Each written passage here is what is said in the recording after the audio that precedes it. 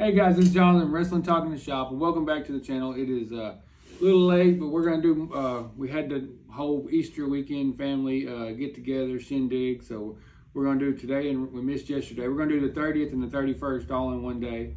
On this day in 1991, WrestleFest, an event co-promoted by the WWF and Super World of Sport, took place in the Tokyo Dome in Japan. In the main event, the Legion of Doom, Hawk and Animal defeated Hulk Hogan and Tenryu by countout.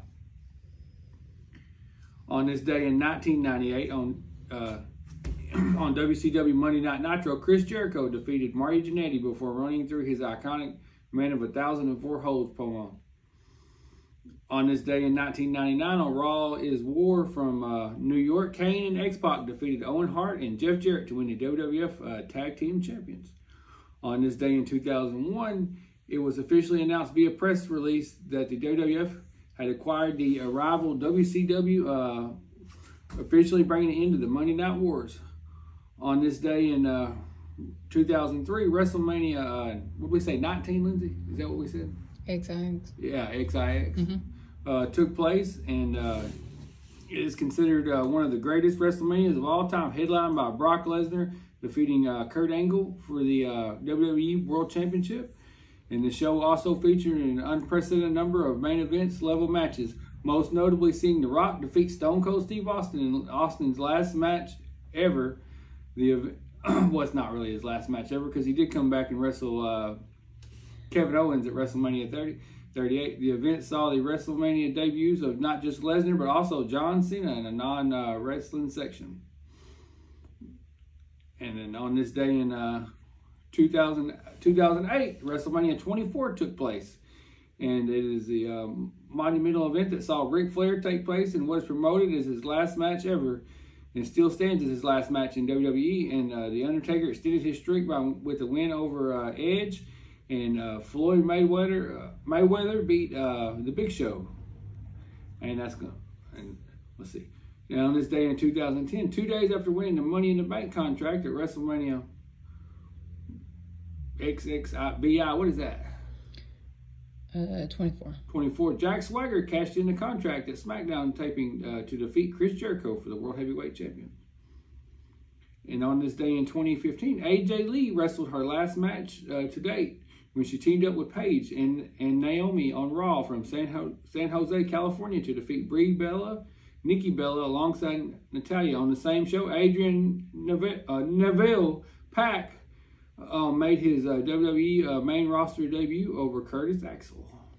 Remember that? And on this day in 2021, in the main event of Impact Wrestling, James Storm defeated Eric Young in his 1000th match. And that's going to wrap it up for the 30th. We'll switch to the 31st now. On this day in 1985, the very first WrestleMania took place in Madison Square Garden in front of 19,121 people. The tagline for the main event was the greatest wrestling event of all time. It received an enormous amount of mainstream media coverage. And in the main event, Hulk Hogan, WWF champion Hulk Hogan, and Mr. T defeated Paul Orndorff and Rowdy Piper in the tag team main event. The special guest enforcer was Muhammad Ali, and the referee was Hall of Famer Pat Patterson. Ring announcer was Billy Martin. The timekeeper was Liberace. And on this day in 1996, WrestleMania 12 was held at the Arrowhead Pond in Anaheim, California. This was the very first of the two main WrestleManias to be held in the venue in a 4-year period. It was the first edition where there was no celebrities involvement whatsoever. The show was most notable for its WrestleMania debuts and final competitive matches for 4 of the greatest superstars in the company's history.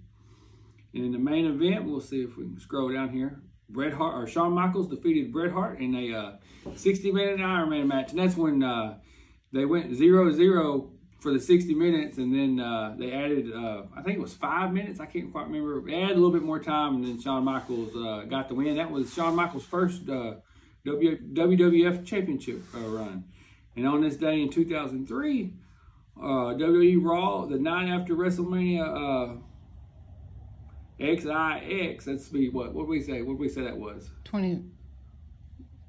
19. WrestleMania 19. Yeah, I get a little confused with those X's. I mean, I work off numbers myself.